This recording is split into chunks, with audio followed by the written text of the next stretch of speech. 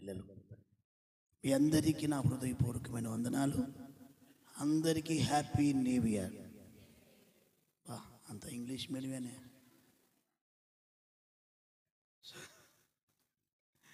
Once again I thank you for all of you. ఇప్పుడు మౌనంగా ఉంటారే, ఇందాక సేమ్ టు యూ అన్నారు కదా. దేవునికి స్తోత్రం. చాలా మంచిది. దానియేలయ్య గారు, నేను 14 సంవత్సరాలు నేను డేవిడ్ రాజయ్య దగ్గర కొద్ది రోజులు, ఎక్కువ సంవత్సరాలు నేను పరిచర్య చేసింది, పరిచర్య నేర్చుకుంది అయ్యగారి దగ్గర బాంబేలో.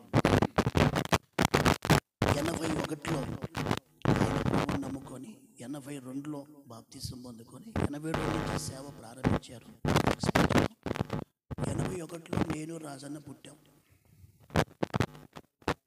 84 నేను 81లో పుట్టాను. అంటే మనం పుట్టక ముందు నుంచి ఆయన సేవ చేస్తున్నాను. 81లో నేను పుట్టాను. అయితే అప్పటి నుంచి ఆ దినాల్లో యేసన్న గారికి 30 మంది వచ్చేవాళ్ళంట. ఎంతమంది? లేమలలో 30 మంది విశ్వాసం. అప్పటికే అయ్యగారు, ఆయన పెద్దవాడైనా నేను అన్నానే అంటాను, అప్పటికి ఆయన గవర్నమెంట్ జాబ్ చేస్తూ మంచిగా స్థిరపడి ఉన్నాడు. ఆ దినాల్లో యేసన్న గారికి మరి హైదరాబాద్ బాంబే తీసుకెళ్ళి ఆ ధోనిలో పరిచయం అయ్యాడు యేసన్న మంత్రాలయంలో. అక్కడి నుంచి బాంబే తీసుకెళ్ళి అక్కడ 22 సంవత్సరాలు కంటిన్యూగా ప్రతి నెల ఇట్లాగే ఒక ఆల్ నైట్ ప్రేయర్ పెట్టేవాడు. Holiday prayer, all night prayer. ప్రతి నెల 20వ తారీఖు యేసన్న అయ్యగారి చర్చిలో ఉంటాడు. 20వ తారీఖు. దేవునికి స్తోత్రం కలుగునగాక. కనుక అప్పుడు వెస్లీ, అబ్రామ్ అన్న, వెస్లీ అన్న, వీళ్ళందరూ ఎవ్వరు లేరు, అన్నొక్కడే.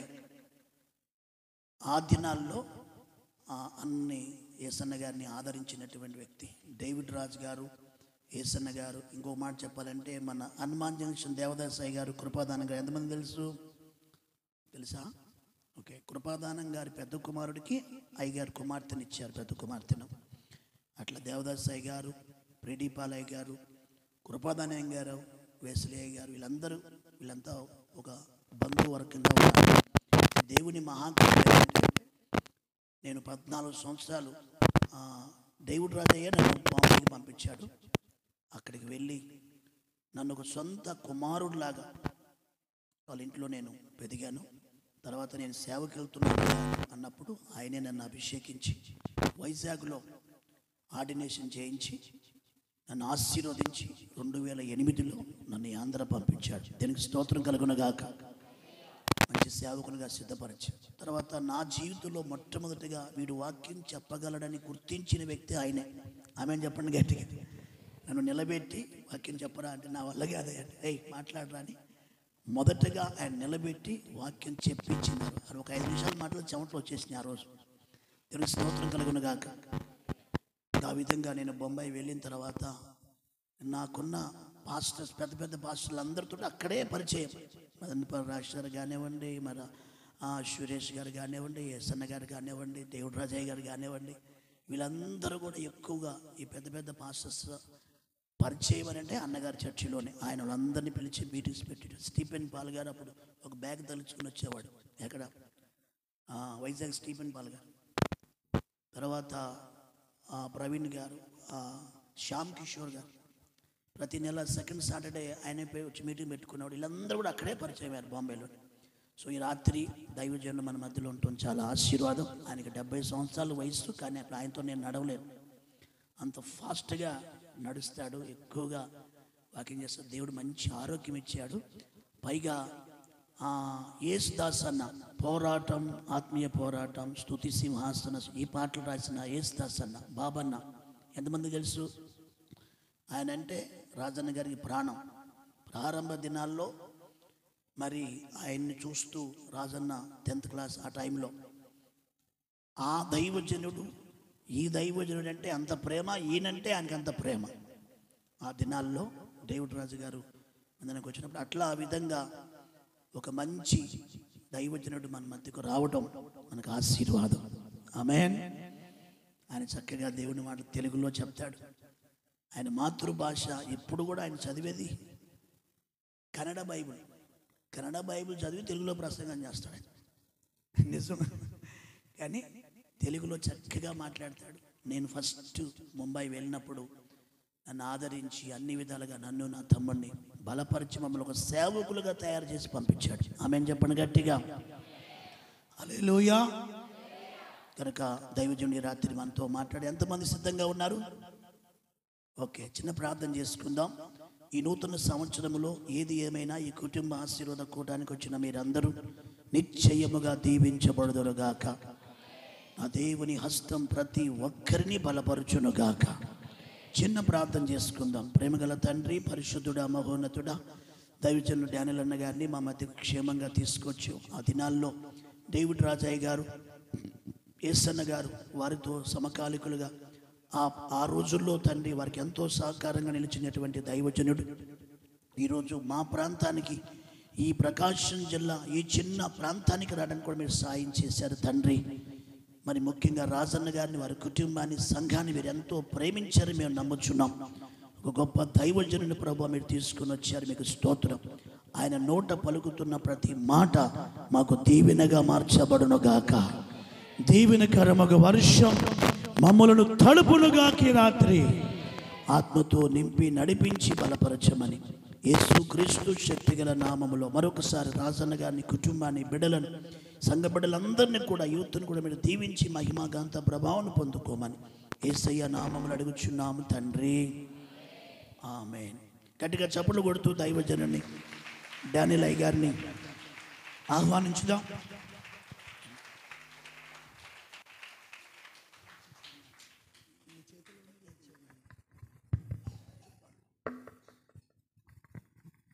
Praise the lord. ప్రియమైన దేవుని బిడ్డలారా, నా హృదయపూర్వకమైన మీ అందరికీ వందనాలు. ఈ దైవజనులకి, నీ ఎదిక మీద ఉన్న సేవకులకి అందరికీ నా హృదయపూర్వకమైన వందనాలు. ఈ తమ్ముడు జాస్వా నా గురించి ఎక్కువనే చెప్పాడు. కానీ నేను ఆంధ్రలో నుండి, ఎక్కడో నుండి మా తాత కర్ణాటక వెళ్ళాడు. అక్కడ ఆయన సెటిల్ అయ్యి అక్కడే మేము పుట్టాము. అక్కడ నుండి నేను మహారాష్ట్ర 16 వయసులో వెళ్ళిపోయినా. ఈ 16 వయసులో కర్ణాటక నుండి ముంబై వెళ్ళిపోయినా. ఎందుకంటే మా నాన్న నేను 6 నెలలు ఉన్నప్పుడే చనిపోయాడు. 6 నెలలు బాబు కనుక అప్పుడే చనిపోయాడు. కుటుంబంలో చాలా భయంకరమైన ప్రశ్న. మేము యాదవుల ఊళ్ళో ఉంటుంది కదా, ఆ కుటుంబంలో పుట్టిపోయాను.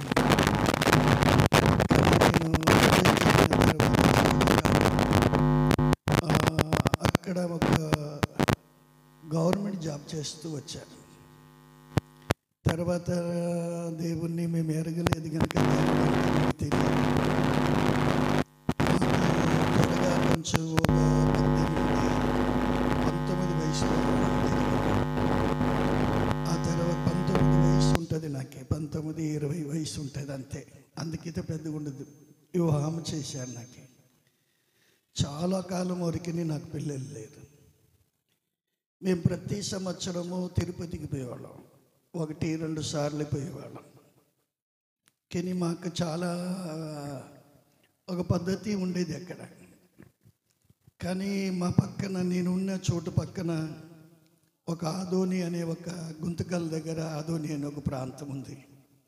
అక్కడున్న ఒక తల్లి మమ్మల్ని చూస్తూ ఉంది. ఆ తల్లి మాత్రం సువార్త చెప్పడానికి ప్రారంభించింది. నేను చాలాసార్లు ఆమెని గద్దించాను. మాకెన్ని దేవుళ్ళు ఉన్నాయి, అవే ఏమి చేయలేకపోవడం, మీ దేవుడు ఏం చేస్తాడు పో అని తిట్టేవాడిని. కానీ ప్రియమైన వాళ్ళారా, ఆ తల్లి మానక సువార్త చెప్పింది. కానీ ఒక్క రోజున చాలా ఏది లేకున్నట్టుగా కూర్చొని ఉన్నప్పటికీ ఆమె వచ్చి సువార్త చెప్తే నేను భయంకరమైన తాగుబోతుండే. ఎందుకు తాగడానికి ప్రారంభించానంటే, పిల్లలు కాకున్నట్టుగా ఉన్నట్టుగా దానిని బట్టి ఈ సంపాదన ఎవరికి అని చెప్పి మరాఠీ వాళ్ళతో స్నేహితం కలిగింది కనుక ఇంకా వాళ్ళతో నేనేం చేస్తూ తాగుతూ తిరుగుతూ ఉండేవాడిని. ఇంటికి రావాలి అని అంటే 4 లేదా తెల్లారుజామున వచ్చి ఒక అరగంట పండుకొని మళ్ళీ డ్యూటీకి వెళ్ళేవాడిని. ఇటువంటి పరిస్థితి నాది. కానీ ఆ తల్లి మాట విన్న తర్వాత ఆమె నన్ను సంఘానికి రమ్మన్నది. సంఘముకి వెళ్ళి ప్రార్థన చేశా.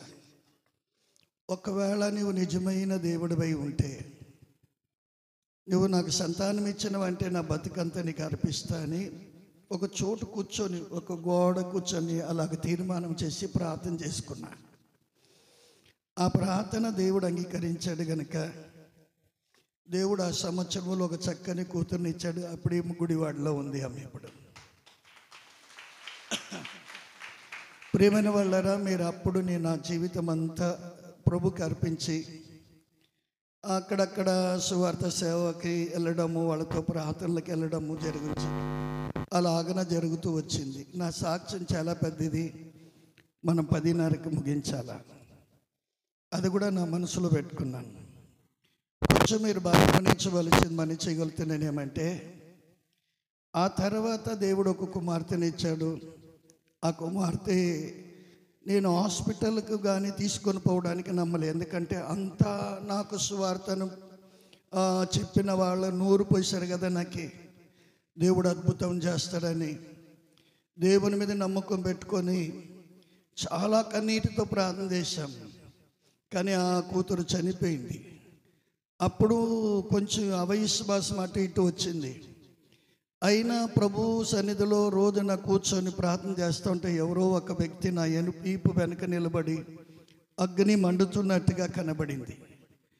దాన్ని నమ్మి ప్రభు సన్నిధిలో ప్రార్థన చేసుకొని నేనే వెళ్ళి పాస్టర్కి చెప్పి ఆ సమాధి కార్యక్రమాన్ని అన్నిటికీ ఏర్పాటు చేశాం. మా వాళ్ళు, మా కులస్తులు ఒక్కళ్ళు రాలే.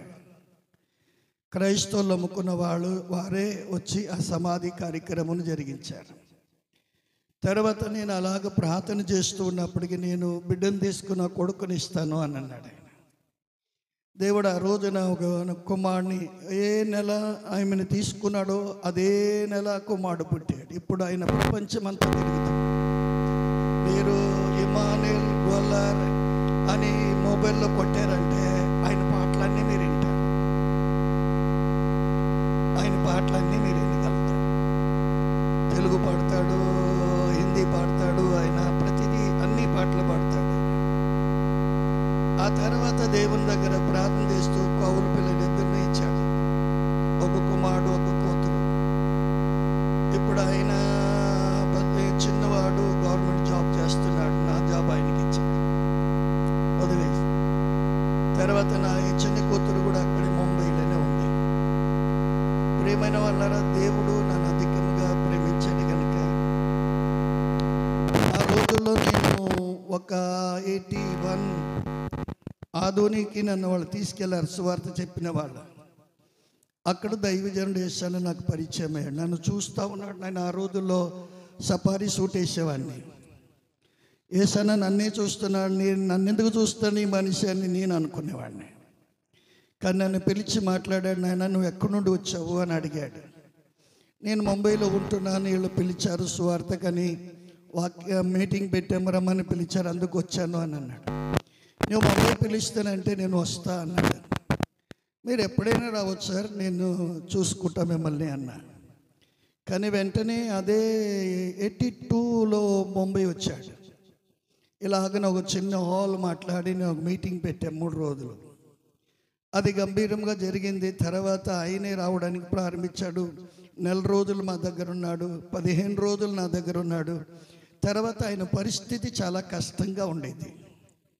నేను లేమల్లి వెళ్ళి చూస్తూ ఉంటే 30 మంది వచ్చేది. ఒకే డ్రెస్తో ఉన్నాడు, దాన్ని ఉతుకుతున్నాడు, దాన్ని వేసుకుంటున్నా పరిస్థితి అంది.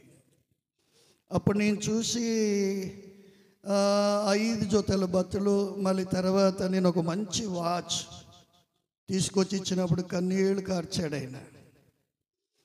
ఇలాగన దేవుడు ఆయనతో నడిపించుచున్న 25-26 సంవత్సరాలు ఆయనతో కూడా సేవ చేశాను.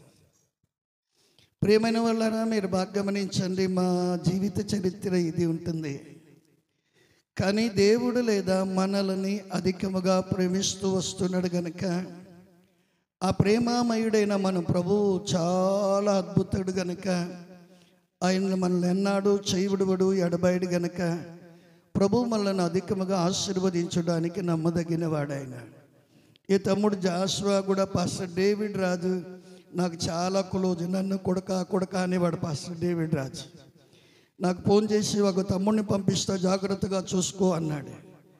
ఈ జాషువాని నా దగ్గరికి పంపించాడు. కానీ ఆయన ఇప్పుడు పోరాటం అని పాట రాసిన వ్యక్తి, నాకు ఆయనకి చాలా క్లోజ్ ఉండేది. ఎందుకంటే మినిస్ట్రీలో ఉన్నాము కదా, మినిస్ట్రీలో ఉన్నప్పటికీ నేను హైదరాబాద్ వచ్చానంటే చాలు, అయ్యా నా దగ్గరికి రా, నా సంఘానికి రా అని పిలిచేవాడు ఆయన. కానీ నేను ఆయనతో చాలా మెలిసి ఉండేవాడిని. ఈ విధముగా మా జీవితాన్ని జరిగింది కనుక ఈ రోజున నేను ఒక చిన్న మాట మీకు చెప్పి ముగిస్తాను. మీరు కీర్తన గ్రంథం 23వ కీర్తన తీసుకుందాం. ఈ మాటలు మీకు దైవజనులను బోధించి ఉండొచ్చు. నేనేమి చాలా లోతుగా చాలా ఏమి వివరించడం లేదు, కొన్ని మాటలు చెప్పి నేను ముగిస్తా. ఇక్కడ దావీదు భక్తుడు ఏమంటున్నాడు? యెహోవా నాకు మంచి కాపరి అని అన్నాడా? కొంచెం మీరు బాగా గమనించి చూడండి. ఆ మాటను మనం చదువుకుందాం. ఏమని రాసింది? మొదటి వచ్చి యెహోవా నా కాపరి, నాకు లేమి కలగదు. అమను అక్కడ నిలబడి ఇప్పుడు పచ్చిగల చోట్ల అనేది 2వ వచనం కదా. కానీ మొదటి వచనములో మనం బాగా గమనించుదాం. యెహోవా దేవుడు మనకు కాపరి అని ఉన్నాడు అని అంటే ఆయనకి కొరత లేకున్నట్టుగా నడిపిస్తాడు ఆయన. దావీదు ఏమంటున్నాడు? యెహోవా నా కాపరి, నాకు ఏమీ కొదువలేదు అని అన్నాడు ఆయన. గమనించుడండి, కొదువలేదు అని అన్నాడు. ఈ రోజున మన కుటుంబాలలో ఎన్ని కొదువలు ఉన్నాయి గమనించుడండి. కుటుంబ ప్రార్థన అయ్యగారు ఈ రోజున మీకు ఏర్పాటు చేశారు. ఈ కుటుంబాలలో దేవుడు కొరత లేకున్నట్టుగా మీ కుటుంబాలను దినదినము ఆశీర్వదించబడాలంటే యెహోవా దేవుడు లేదా మనకు కాపరి ఉండాలి. ఆయన స్వరము మన ఇనివాళ్ళముగా ఉండాలి. ఆయన నేను నడిపించగలిగిన కాపరి అయి ఉండాలి. నేను ఆయన నడిపిస్తున్న కాపరి అయినాడంటే నీవు ఆయన స్వరం వినడానికి నేను నేర్చుకోగలుగుతావు. కొంచెం నేను బాగా గమనించి చూడండి. యోహాను సువార్తలో 10వ అధ్యాయములో 4వ వచనం అనుకుంటున్నాను. అక్కడ నా గొర్రెలు నా స్వరముని వినును అని మాట మనం చూస్తాం. చూడండి, ఆ మాటను కూడా చదవండి. ఆ మాటను కూడా యోహాను సువార్త 10వ అధ్యాయం 4వ వచనమమ్మ. తన సొంత గొర్రెలన్నిటినీ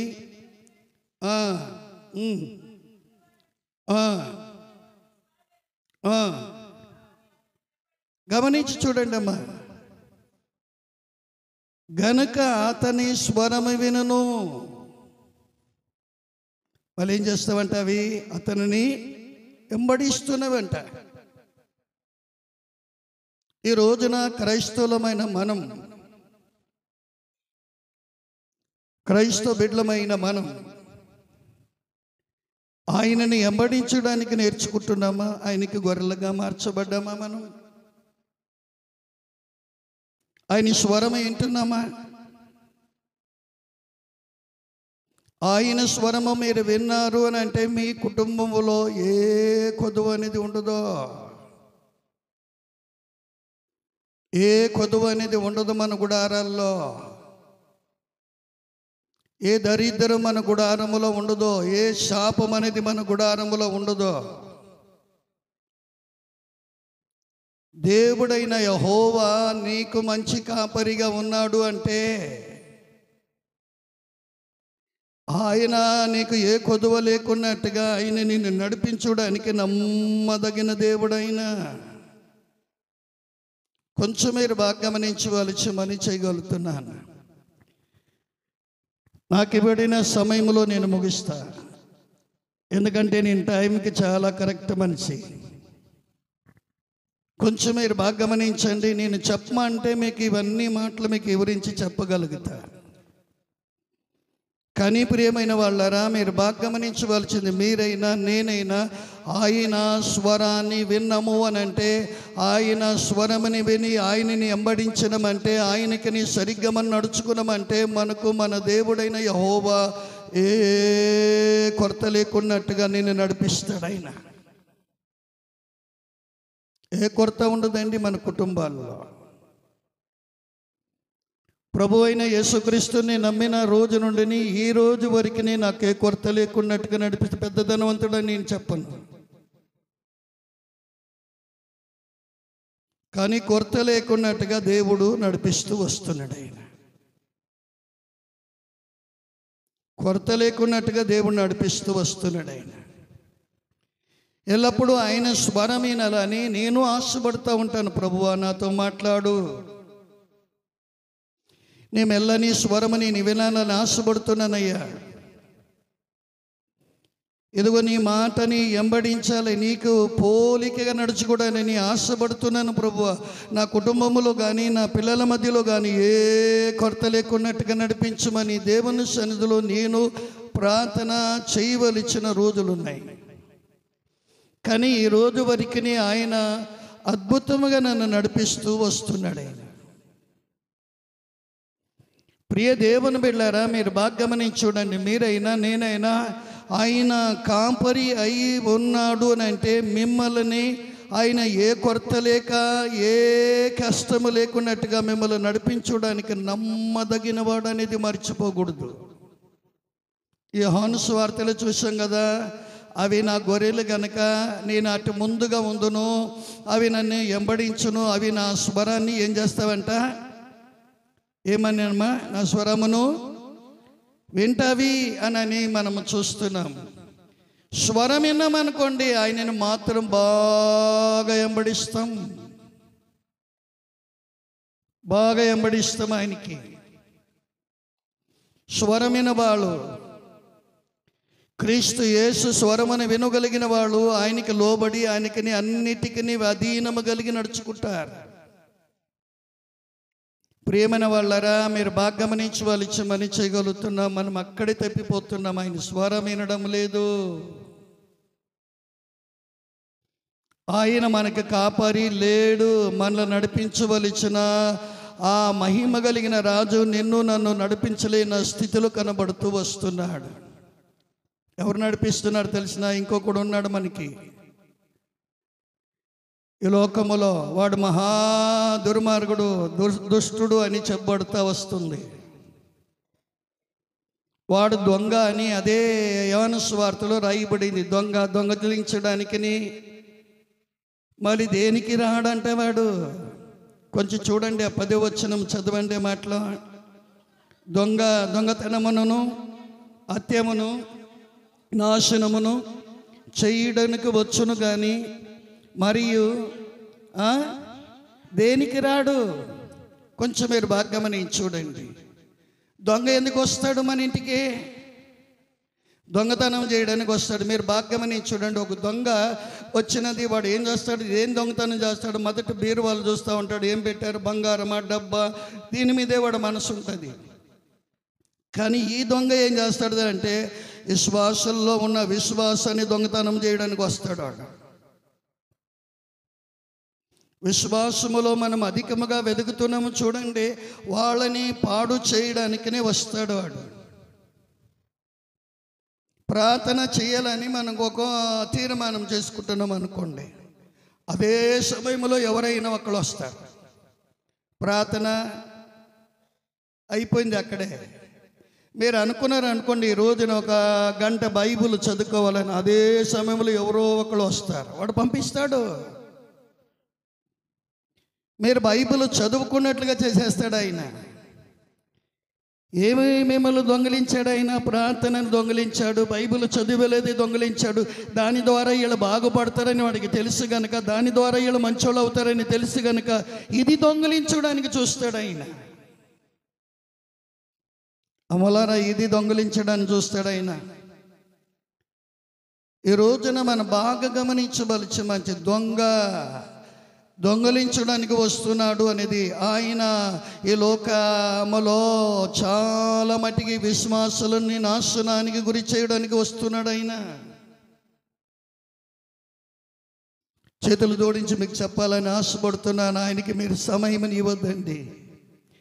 ప్రార్థన సమయానికి మనం ప్రార్థన చేయడానికి నేర్చుకుందాం. ఎవరు స్వరం వినాలి? మనము క్రీస్తు యేసు స్వరమని వినాలి. మనం ఎవరు స్వరం వినాలి? మనం మన దేవుడు, మనల్ని పుట్టించినవాడు, మనల్ని పోషించుచున్నవాడు, ఇదివరకు పెంచుతున్నవాడిని స్వరమని ఆయన సన్నిధిలో మోకాళ్ళ మీద ఉండి ప్రార్థన విన్నపము చేయడానికి నేర్చుకోవాలి. బైబిల్ బాగా చదివి ప్రభువా దీనిని కొంచెం నాకు తెలియపరచమని అనుకున్నామంటే దేవుడు మనకు తెలియపరుస్తాడు. కొంచెం మీరు బాగా గమనించాలేమని చేస్తున్నాను. నాకు తమ్ముళ్ళు అనేది రాదు. సువార్త సేవ చేస్తున్నప్పటికీ తమ్ముళ్ళు వాళ్ళు బొంబాయి చాలా మహారాష్ట్రకు వచ్చేవాళ్ళు. కానీ నా సేవలో వాళ్ళు కూడా వచ్చి తెలుగులో ఉన్న వాళ్ళ మధ్యలో సువార్త చెప్పేవాళ్ళు. వాళ్ళ చెప్పే మాటలు నాకు అర్థం కావు. ఒక రోజున ప్రార్థన చేస్తున్న ప్రభువా వీళ్ళు చెప్తున్న మాటలు అర్థం కాదు, ఏం చేయాలి ప్రభువా అని అన్నా. నువ్వు లేచి నిలబడరా అన్నాడు. 10 సంవత్సరాలు తమిళ వాళ్ళతో తెలుగులో ట్రాన్స్లేట్ చేశాను నేను. 10 సంవత్సరాలు తమిళ్ టు తెలుగు ట్రాన్స్లేట్ చేస్తూ సేవ చేశా, సువార్త సేవ చేశా. తమిళ్ నల్లా తెలియదు, నల్లా పేస ముడియం నాకు. అయినా నేను వాళ్ళతో కలిసి నేర్చుకొని ఆ సేవ చేయడానికి మీరు బాగా గమనించి చూడండి. ఒకసారి బాపట్ల వాళ్ళు మనకున్నారు కదా, కుష్ఠరోగులు ఉన్నారే, అక్కడ 150 మంది 160 మంది ముంబైలో అడుక్కోవడానికి వస్తారు. వాళ్ళ మధ్యలో ఒక తమిళ అయినా సువార్త సేవ చేయగలిగిన మాట. ఆయన ఏమన్నాడంటే నన్ను వచ్చి, అన్న నీవు రావాలి బాపట్ల వాళ్ళకి తెలుగులో మేము క్రిస్మస్కి వాళ్ళకి కొంచెం గిఫ్ట్లు ఇస్తాము, నువ్వు రా అని నన్ను బలవంతం చేసి పిలిచారు. సరే నేను అక్కడికి వెళ్ళి సువార్త చెప్పాలి కదా వాళ్ళకని వెళ్ళిన తర్వాత తమిళ అయిన వచ్చిన వాడు ఏం చెప్పాడంటే 4 మాటలు తమిళ్లో చెప్తే 10 మాటలు ఇంగ్లీష్లో చెప్తున్నాడు ఆయన. ఇప్పుడు నేనేం చేశాను, ఇంక ఏదో ఒకటి చెప్పాలి కదా అని చెప్పి చెప్తా ఉన్నాను. అందులో మన బాపట్ల వాడు ఒకడు బాగా చదువుకున్నవాడు ఉన్నాడు. ఆయన తర్వాత మీటింగ్ ముగించిన తర్వాత నా దగ్గరకు వచ్చాడు. అన్న నీకు ఇంగ్లీష్ తెలుసా అన్నాడు. ఒక్క మాట కూడా తెలియదురా అన్న. సరిగ్గా చెప్పావన్నా అని అన్నాడు ఆయన. అలాగెలగరా అంటే నేను ఎంత చదువుకున్నానన్న, నాకు టీ తాపాడు. మళ్ళా వాళ్ళతో కూడా నేను టీ తాగుతూ ఉండేవాడిని, నాకేం రాలేదు. వాళ్ళతో కూర్చునేవాడిని, సువార్త చెప్పేవాడిని. మళ్ళీ తర్వాత వాళ్ళు నాకు చాలా మాటలు చెప్పారు. ఈ తమిళ అయినా అన్న ఇలా చేస్తున్నాడు అన్నారు. తర్వాత వాడికి నేను బోధించా, ఏమనంటే వాళ్ళ శాపం నీకు పడుతుందిరా, మోసం చెయ్యొద్దు అని అన్నా. ఈ కుష్ఠరోగుల పేరు చెప్పి నువ్వు ధనవంతుల దగ్గర తెస్తావు, వారికి నువ్వు ఒక పావులా ఇస్తావు, మిగతాదంతా నువ్వు ఇంటికి చేర్చుకుంటున్నావు. ఈ శాపము నీ మీదకి వస్తే జాగ్రత్త అన్నవాడికి. ఇప్పుడు వాడు కనబడడమే లేదు. వాడు ప్రియమైన వాళ్ళరా, ఇలాగన సేవ చేయగలిగిన వాళ్ళు ముంబైలో చాలామంది ఉన్నారు. కానీ మీరు బాగా గమనించి చూడండి, మనకు దేవుడు లేదా మంచి జ్ఞానము, తెలివిని, వివేకమును, బుద్ధిని మనకు అనుగ్రహించగలుగుతాడు. ఆయన చదువులేన నాకే దేవుడు ఇవన్నీ అనుగ్రహించాడు. ఆయన చదువులేన పామరునైనా నన్ను దేవుడు ఈ విధముగా నడిపిస్తూ వస్తున్నాడు. ఆయన కానీ దేవుడు మనల్ని నడిపించలేడా? దేవుడు మనకి సాయం చేయలేడా? మీరు బాగా గమనించి చూడండి. యెహోవా నా కాపరి, నాకు లేమీ కలగదు అని అన్నాడు.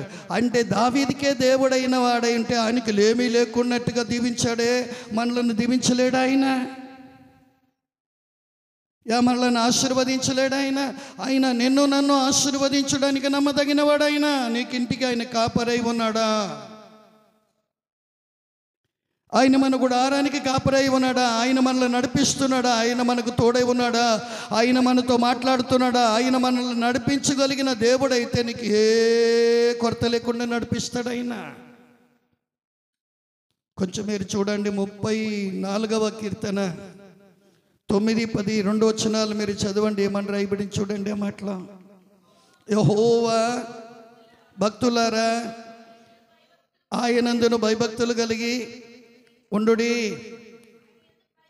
ఆయన యందును భయభక్తులు కలిగిన ముంచు వారికి ఏమీ కొదవలేదంట. చదువు కింద మాట కూడా. సింహపు పిల్లలు లేమి గలవై ఆకలి కొనను కానీ యెహోవాను ఆశ్రయించే వాడికి ఏ మేలుకుని కొదవలేదు. సింహ పిల్లలు అనేది మాట మీరు కొంచెం గమనించండి.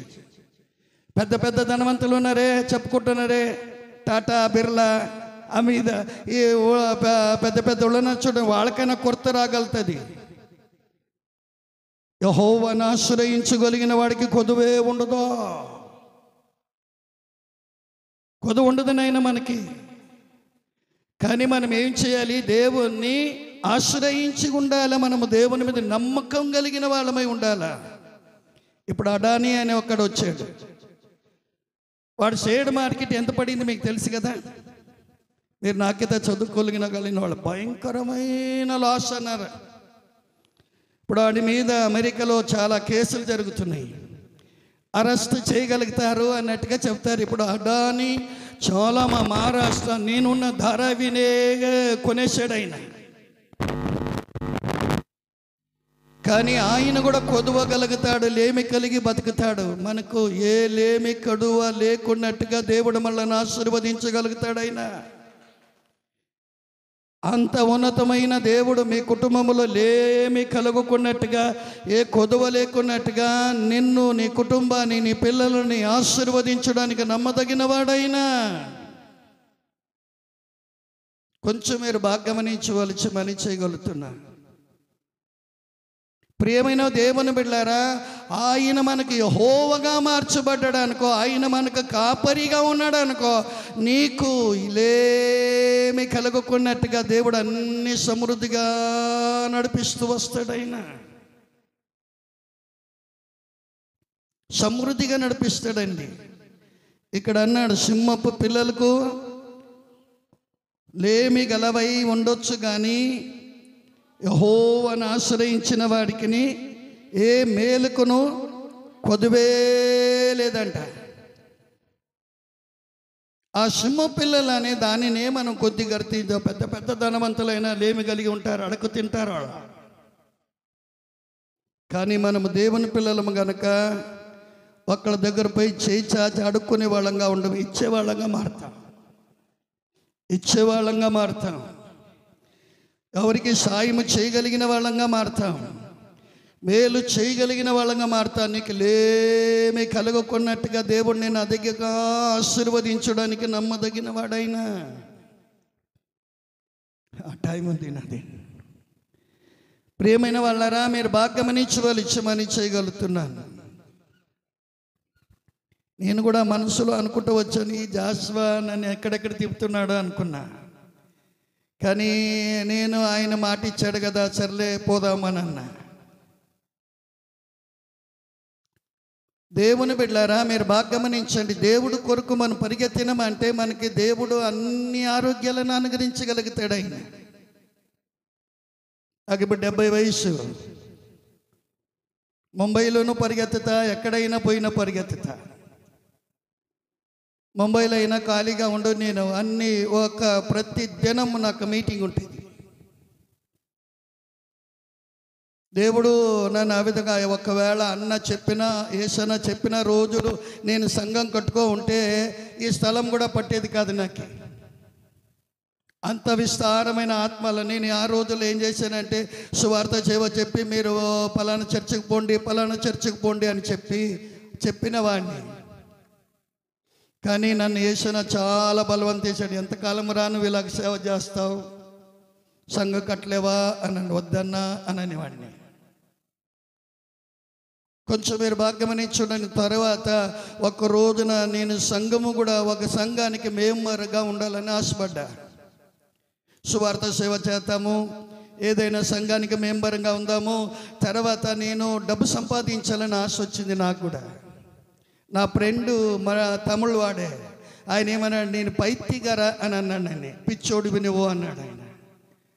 నన్ను చూడు, నేను గవర్నమెంట్ జాబ్ చేస్తా, ఆటో నడుపుతా, సాయంత్రానికి 800 తీసుకొస్తా ఇంటికి అన్నాడు. ఎప్పుడు? ఇది 40 సంవత్సరాల కిందటి మాట. 40 సంవత్సరాల కిందటి మాట. అప్పుడు నేను ఆలోచన చేశారే, నేను కూడా, నాకు 4 పిల్లలు ఉన్నారు కదా, ఏదో ఒక సంఘానికి మెంబర్గా ఉండి మన డబ్బు సంపాదించుదామని అనుకొని ఆ రోజున నాకు పాలు తాపాడు ఆయన. మేమిద్దరు కూర్చొని చక్కగా మాట్లాడాము. ఇంటికి వచ్చాను. ఇంటికి వచ్చినప్పటికీ నా అలవాటు ఏమంటే ప్రార్థన చేయకుండా ఇంట్లో ఏది ముట్టుకోను. నేను కాళ్ళు చేతులు కడుక్కొని ప్రార్థన చేయడానికి వెళుతున్నప్పటికీ క్యాలెండర్ మీద ఒక వాక్యం ఉంది, ఇది తీసి చదువుకో అన్నట్టుగా ఆ మాట నేను తీసి చదువుకున్నాను. మీరు కూడా ఇప్పుడు చదవండి కావాలంటే. యెషయా గ్రంథము 41వ అధ్యాయం 13వ వచనం మీరు బాగా గమనించి చూడండి. అది నాకు ఆ రోజున దేవుడిచ్చిన మాట. అది, నీ దేవుడైన యెహోవా, నేను భయపడకము, నేను నీకు సహాయము చేతును చెప్పుచు నీ కుడి చేతిని పట్టుకొని ఉన్నాను. బాగా గమనించి చూడండి. ఆయన నా కుడి చేతిని పట్టుకొని ఉన్నాడు. భయపడొద్దు అన్నాడు ఆయన. ఈ మాట ఏ రోజైతే నాకు దొరికిందో ఆ రోజు నుండి ప్రభువు నా మాటలన్నీ అంగీకరిస్తున్నాడా అని చెప్పి తీర్మానాన్ని మార్చేసి ప్రభు కొరకు బతుకుదాం ఇంక మీదట అని ఆలోచన చేసి, తర్వాత యేసన్న వచ్చిన తర్వాత సరే అన్న సంఘం పెడదాంలే అని అన్న. 7గురితో ప్రారంభించాను సంఘం. ఈ రోజున 300-400 దాకా ఉండొచ్చు నా దగ్గర. హిందీ ఆరాధన ఒక భాగం చేసి, తెలుగు ఆరాధన ఒక భాగం చేసి నడిపిస్తున్నాం. ఇంకొక 2 చోట్ల నడిపిస్తూ ఉంటా. దేవుడు ఆ విధముగా నన్ను ఆశీర్వదించి నడిపిస్తూ వస్తున్నాడు. ఆయన చాలా నమ్మదగిన మన దేవుడు అండి. ఆయన మాటిచ్చు మాట తప్పునేవాడు కానే కాడైన ఆయన. మనమే మాట తప్పుతూ ఉంటాం ఆయనకి. యెహోవా దేవుడు మనకు కాపరి అయినాడంటే ఆయన నిన్ను నన్ను లేదా ఆయన అధికమైన ఉత్తమమైన చోటుకు నడిపిస్తూ వస్తాడు ఆయన. మీరు బాగా గమనించి చూడండి. మత్తయి సువార్త కూడా ఒకళ్ళు తీవండి, 6వ అధ్యాయంలో 33వ వచనాన్ని కొంచెం చూడండి. ఆ మాటను కూడా చదువుకుందాం. ఏమని రాయబడిందంటే, కాబట్టి మీరు నా రాజ్యమును నా నీతిని వెదుకుడి, అప్పుడు అవన్నీ మీకు అనుగ్రహింపబడును. అప్పుడు మీకు అవన్నిటిని ఏం చేయబడతావంట? అనుగ్రహించబడతావంట. మీరు ఆయన నీతిని వెతకండి అయ్యలారా, ఆయన నీతిని వెతకండి, ఆయన పరిశుద్ధతని వెతకండి, ఆయన నడకని వెతకండి. ఆయన జీవితంలో ఏ నడక ఉన్నదో అది వెతికినారంటే మీకు అన్నీ అనుగ్రహించబడతాయి. అన్నీ అనుగ్రహించబడతాయి. మనకి ఏది కొదువ లేకుండా మనకు అనుగ్రహించబడతా వస్తాయి. కానీ నా ప్రియ దేవుని బిడ్డలారా, మీరు బాగా గమనించవలసి మని చేయగలుగుతున్నాను. మనల్ని మన దేవుడైన యెహోవా ఆయన కాపరి ఉన్నాడు గనక, ఆయన మేపు గొర్రెలమై ఉన్నాము గనక మనల్ని చక్కగా మేపుతాడైనా, చాలా ఆరోగ్యముగా ఉంచుతాడైనా, చాలా అద్భుతముగా నేను నడిపించడానికి నమ్మదగినవాడైనా. ఆయనకి మనము గొర్రెలుగా మార్చబడ్డామంటే దేవుడు విశేషకరముగా నడిపిస్తాడండి మనల్ని. ఇప్పుడు మన కీర్తనలోనికి వస్తాము. 2వ వచనం ఏమంటుంది? పచ్చిగల చోట్లో నిన్ని పరుండు చేస్తా అన్నాడు. గమనించి చూడండి. ఆ పచ్చిగల చోట అనే మాటను మీరు బాగా గమనించి చూడండి. పచ్చిగల చోట్లో నిన్ను నేను ఏం చేస్తా? పరుండ చేస్తా అన్నాడు. మళ్ళా ఏమన్నాడు? 2వ మాట అక్కడ, శాంతికరమైన జలముల ఎదుట నిన్ను ఏం చేస్తా? నేను నడిపిస్తాడమ్మా. ఆ నీళ్ళు తాగిన వాడికి ఏ దప్పిగా ఉండదో, ఏ దప్పిగా ఉండదు మనకి. పచ్చిగల చోట్లో నిన్ను నన్ను ఆయన పరుండ చేయగలుగుతాడు. ఆయన నీ ఇంట్లో ఎప్పుడు పచ్చిగానే ఉంటుంది, ఎప్పుడు నీ ఇంట్లో ఆశీర్వాదాలే ఉంటాయి, ఎప్పుడు నీ గుడారములో దీవెనమే ఉంటుంది. నీకు కొదువు అనేదే ఉండదు, కొదువు అనేదే ఉండదండి. పచ్చిగల చోట్ల నేను నడిపిస్తాడు ఆయన. మళ్ళీ శాంతికరమైన జలముల దగ్గరికి నేను నడిపిస్తూ వస్తాడైనా. మీకు బాగా తెలుసు కదా, యోహాను సువార్తలో 4వ అధ్యాయంలో ఒక మాట అన్నాడు యేసుప్రభు. ఒక సమరయ స్త్రీ దగ్గరికి వచ్చేమన్నాడు అంటే, ఇదిగో అమ్మా నాకు నీళ్ళు ఇవ్వు తాగడానికి అన్నాడా లేదా? యేసుప్రభు అన్నాడా లేదా? మీరు బాగా గమనించి చూడండి ఆ మాటని. ఆమె ఏమనింది? బావి పాడైందయ్యా, ఇదిగో నన్ను తాగడానికి నీళ్ళు అడగడానికి నేను సమరయదానిని, నువ్వు యూదుడివి అని చెప్పినట్టుగా మనం గమనిస్తాం కదా.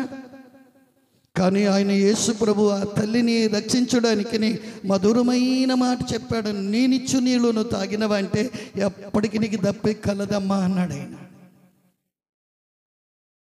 యేసుక్రీస్తు ఎవరికైతే నీళ్ళు ఇస్తాడో, యేసుక్రీస్తు ఎవరికైతే దాహమును తీర్చగలుగుతాడో, ఎప్పటికీ నీకు దాహమును ఉండదో. ఆయన నేను అధికముగా నేను ఆశీర్వదించడానికి నమ్మదగిన వాడైనా. సమరయ స్త్రీని మార్చగలిగిన దేవుడు ఆయన ఈ రోజున మనలను కూడా మార్చడానికి నమ్మదగిన వాడైనా. సమరయ స్త్రీ ఏం చేసింది? పరిగెత్తిపోయింది ఊర్లోనికి. ఊర్లో ఉన్న వాళ్ళందరినీ తీసుకొని వచ్చింది అని మనం గమనిస్తున్నాం కదా. ఆమె చెప్పిన మాటలు విన్నారు కదా. మీరు బాగా గమనించి చూడండి. ఇక్కడ మీకు దైవజనులు మీకు బోధిస్తూ వస్తున్నారు, దైవజనులు మీకు వాక్యాన్ని బోధిస్తున్నారు. మనము దేవుని వాక్యము అనే నీళ్లను మనం తాగుతూ ఉన్నాము. కానీ ఈ పట్టణంలో ఎంతమంది రక్షణ లేకుండా బతుకుతున్నారే, ఎంతమంది పాపములో మునిగి ఉన్నారే, వాళ్ళని మనం తీసుకొని ఇక్కడికి రావాలి. ఎక్కడికి? ఈ మంది రావడం లోనికి. పక్క వాళ్ళ గురించి మనం సువార్త చెప్పాలా, పన్నీళ్ళు కార్చాలా? మీరు బాగా గమనించండి. మా ముంబైలో ఒక తమిళ ఒక గుడారములో ఉంది. ఇక్కడ బ్రాహ్మణ వాళ్ళు ఉన్నారు. ఆ తల్లి జామున 4 గంటలకు లేచి స్తోత్రం స్తోత్రం స్తోత్రం అండవరే స్తోత్రం స్తోత్రం అని తమ్ముళ్ళ కేకలు పెట్టి ప్రార్థన చేస్తుంది. కానీ ఈమెకి రాత్రి అంతా నిద్ర పట్టదు. ఈమె రోజు తలుపు కొట్టేయమంటుంది. నీకేమైనా బుద్ధి ఉందా లేదా? ఎప్పుడు చూస్తే రాత్రి అంతా ప్రార్థన చేస్తూ ఉంటాం, మేము పండుకోవాలా లేదా అని చెప్పి ఆమెను బూతులు తిట్టింది. రోజు బూతులు తిడతా ఉంది ఆమెని. ఆ దేవుడు ఒక కార్యం చేశాడు ఆ కుటుంబంలో. తన పెద్ద కుమారుడికి భయంకరమైన జ్వరం వచ్చింది. ఆ తల్లి ఏ డాక్టర్ల దగ్గర తీసుకొని పోవలసిందో అక్కడక్కడ తీసుకొని వెళ్ళింది. ఆ జ్వరమే బాగా కాకున్నట్టుగా ఉంది. తర్వాత ఆమె అనుకుంది, ఇదిగో ఈ తల్లి నేను దూషించాను కదా, ఈ తల్లిని తీసుకొని పోయి ప్రార్థన చేస్తే బాగవుతుందేమో. నేను పోయి కాళ్ళు పట్టుకొని అడిగింది, అమ్మా నేను చాలా దూషించాను, చాలా అవమానపరిచాను, చాలా బూతులు మాట్లాడాను, ఇదిగో నా కొడుకు చాలా జ్వరంతో ఉన్నాడని. వెంటనే ఆమె ఏమి అన్నది, అమ్మ అలా అనవద్దు అని పరిగెత్తి ఆమెతో పోయి ప్రార్థన చేసింది. వెంటనే జ్వరం పోయింది. జ్వరం పోయిన వెంటనే మారు మనసు పొంది ఇంక రోజు ఇడ్లీ వడ దోశ వేడి తెచ్చి పెడుతుంది. అమ్మ తిను, ప్రార్థన చేయి నా గురించి అంటుందంట. ఆ కుటుంబమే మార్చబడింది. కొంచెం మీరు బాగా గమనించి చూడండి. నేను కూడా ఇలాగన సువార్త ముంబైలో చాలా చేశాను. కుష్ఠరోగుల మధ్యలో సువార్త సేవ చేశాం. హాస్పిటల్ మధ్యలో సువార్త సేవ చేస్తూ ఆ రోగులకి వాక్యాన్ని బోధించుతూ వచ్చాము. ప్రియ దేవుని బిడ్డలారా, మన ఈ పట్టణాన్ని, ఈ ఊరిని మీరు జ్ఞాపకం చేసుకొని కన్నీళ్ళు కార్చాలి. ఒక సమరయ స్త్రీలాగన ఒక పట్టణాన్ని మార్చిందే, అలాగన మనము ఈ నగరాన్ని మార్చగలిగిన వాళ్ళముగా. దేవుని ఉద్దేశం అదే. నేను పచ్చిగా పెట్టాడు అంటే తిని తాగి సుఖంగా ఉండాలని కాదు. నువ్వు ఆయన చిత్తాన్ని ఎరిగిన వారవై ఉండాలి. ఆయన సన్నిధిలో బాగా ప్రార్థించి పట్టణము కొరకును, ఈ నగరాన్ని కొరకును, అనేకల పాపల కొరకు మనం కన్నీళ్ళు కార్చగలిగిన వాళ్ళమైతే దేవుడు లేదా వచ్చే రోజుల్లో సంవత్సరంలో ఈ ఆలు పట్టకున్నట్టుగా ఇది ఇంకా 4 అంతలుగా పెంచబడులాగిన ప్రభు చేయగలుగుతాడు. ఆయన చేయగలుగుతాడా? చేయలేడా? చేస్తాడైనా నమ్మదగిన వాడైనా చేయగలుగుతాడైనా మన దేవుడు అలాగా. కానీ మనము లేదా ఆయనని కాపరిగా ఉంచుకోవాలా. ఆయన మాట వినగలిగిన వాళ్ళముగా ఉండాలి. ఆయనకు లోబడగలిగిన వాళ్ళముగా ఉండాలి. ఆయన చిత్తాన్ని ఎరిగిన వాళ్ళముగా ఉండాలి. ఆయన కొరకు మనం నడిపించబడు వాళ్ళంగా ఉండాలి. అప్పుడు ఆయన నేను పచ్చికల చోట్ల మధ్యలోనికి నడిపిస్తాడు. శాంతికరమైన జలముల దగ్గరగా నేను నడిపిస్తాడు. ఏ వ్యాధి కానీ ఏ రోగము కానీ నీకు పెట్టక ప్రభు అద్భుతముగా నేను నడిపిస్తూ వస్తాడు. ఆయన నేను 3వ వచనాన్ని దగ్గరికి వస్తా. ఏది కీర్తన గ్రంథం 23వ అధ్యాయం 3వ వచనం ఏమని రాయబడిందంటే, నా ప్రాణముకును ఆయన చేదదీసి తన నామముకు తగినట్టుగా ఆయన నామానికి తగినట్టుగా నేను నీతి మార్గములో నడిపిస్తాడు. నేను ఎవరు చూసినా కానీ అరే యేసు బిడ్డ అని చెప్పగలుగుతారు. తన నామానికి తగినట్టుగా నీతి మార్గములో నడిపిస్తాడు మనల్ని. బ్రదర్స్, నా యవన కాలములో నేను భయంకరమైన పాడైపోయినా. సుమారము 25 వయసులో ప్రభుని నమ్ముకున్నాను అనుకుంటున్నా. 22, 23 ఆ వయసులో. కొంచెం మీరు బాగా గమనించవలసింది, దేవుని తెలుసుకున్న తర్వాత కొండల మీదకి ఒట్టరిగా పోయి నేను 4 రోజులు నీళ్లు ముట్టుకునేవాడిని కూడా కాదు. అదే సమయంలో యేసన్న అనేవాడు, నువ్వు చనిపోతావరా అని అనేవాడు. అన్న చనిపోతే చనిపోతాను అన్నాడు. నువ్వు బాగా తినరా, సేవ చేయరా, బాగా నువ్వు సేవ చేయాలి అని అన్నాడు. ఈ రోజుల్లో నాకు కొంచెం గ్యాస్ ప్రాబ్లం అధికంగా ఉంటుంది, నేను యేసన్నని తలస్తూ ఉంటా అని చెప్పిన మాట ఏంటంటే బాగుండేది అని అనుకుంటా. ఆ రోజుల్లో నేను ఉపవాసము, శుక్రవారం, శనివారం, ఆదివారం ఏది ముట్టుకునేవాడిని కాదు. దేవుణ్ణి చూడాలని ఆశ ఉండేది, దేవుడు నాతో మాట్లాడాలని ఆశ ఉండేది, దేవుని ప్రకారంగా జీవించాలని ఆశ ఉండేది. అలాగన ఉపవాసాలతో ఉండి ప్రభు సన్నిధిలో ప్రార్థన చేస్తూ వచ్చాను. తన నామానికి తగినట్టుగా జీవించాలనేవాడిని. తనకు యోగ్యముగా మనం నడుచుకోవాలి, తన పిల్లలు అనిపించుకోవాలని అనుకునేవాడిని నేను. యోహాను సువార్తలో అన్నాడు కదా, మొదటి అధ్యాయములో తనని ఎందరూ అంగీకరించుదురో